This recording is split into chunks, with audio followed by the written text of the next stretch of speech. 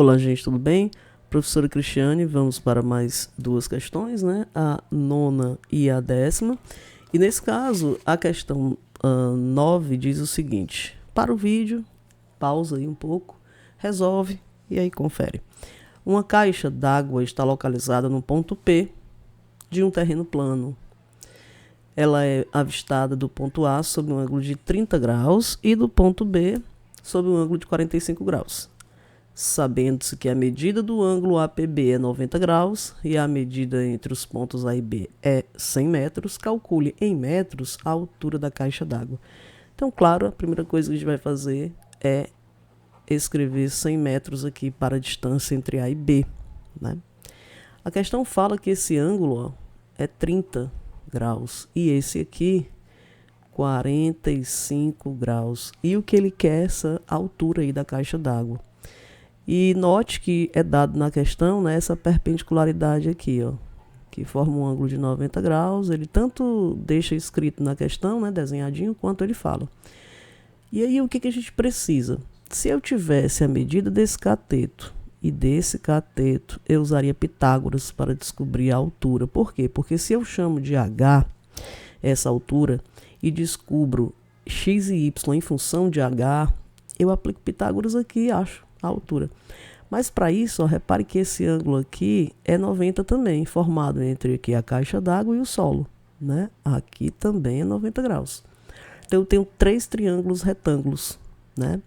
Para os quais, né, no caso esses dois, eu posso aplicar uma tangente. Então a tangente de 30 graus, que por sua vez é raiz quadrada de 3 sobre 3, isso é o cateto oposto ao ângulo de 30 graus, dividido por x, que é o adjacente. Então, eu tenho que o x em função de h é, ó, multiplicando, né? 3h dividido pela raiz quadrada de 3. Que beleza, né? Agora, a tangente de 45 graus, que por sua vez é 1, isso é cateto oposto, h, dividido pelo adjacente, que é y.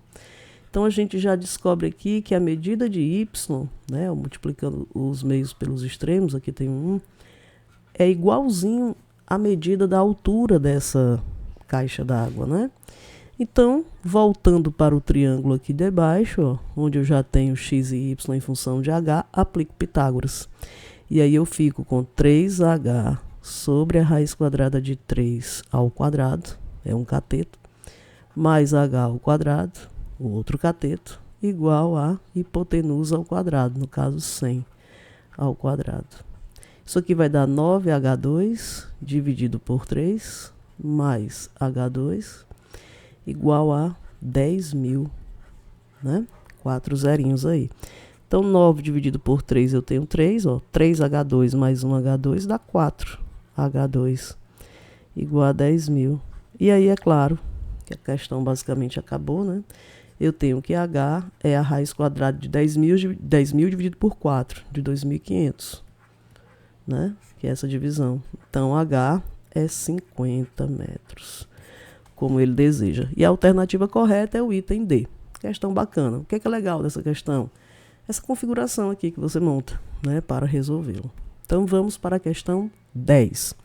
Na questão 10, eu tenho, numa circunferência, C1 é o comprimento de arco de π sobre 6 radianos.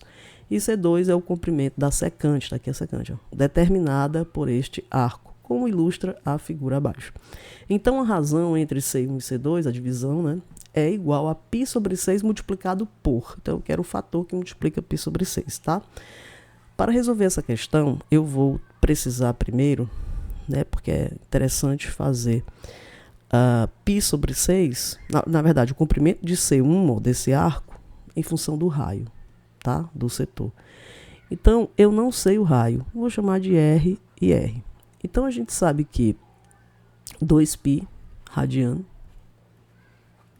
equivale a 2πr, né, que é o comprimento da circunferência.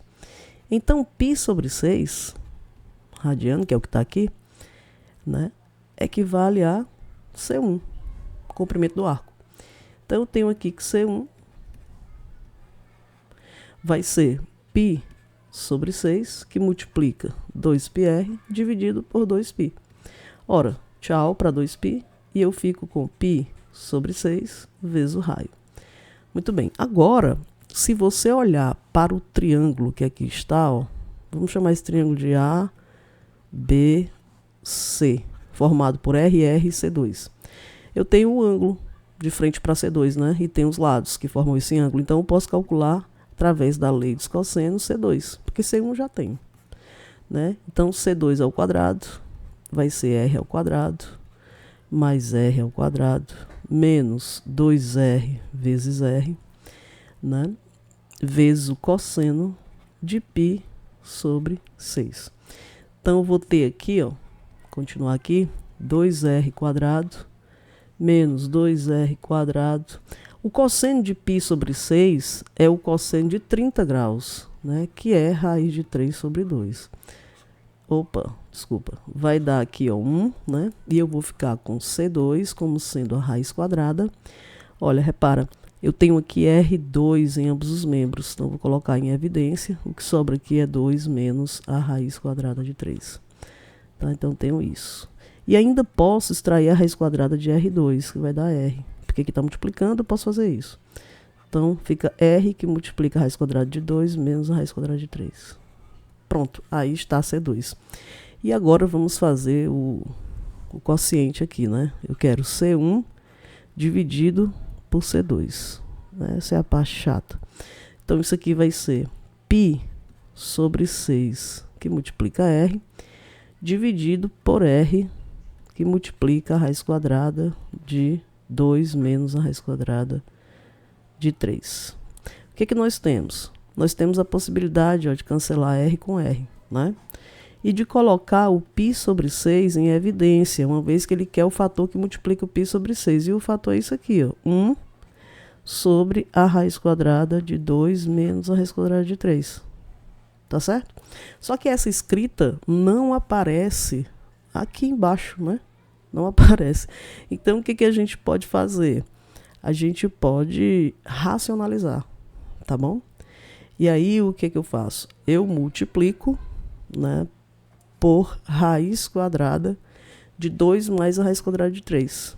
Então, isso aqui vai ficar π sobre 6, que multiplica raiz quadrada de 2 mais raiz quadrada de 3, sobre raiz quadrada de 4 menos 3.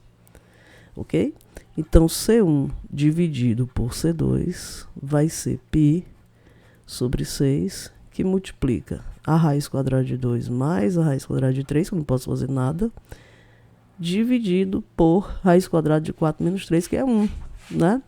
E aí, gente, esse número bem aqui, ó, que é a raiz quadrada de 2 mais a raiz quadrada de 3, é o fator, né, que multiplica o π sobre 6. No caso, a alternativa C. Espero que tenham gostado dessas duas questões e até o próximo vídeo.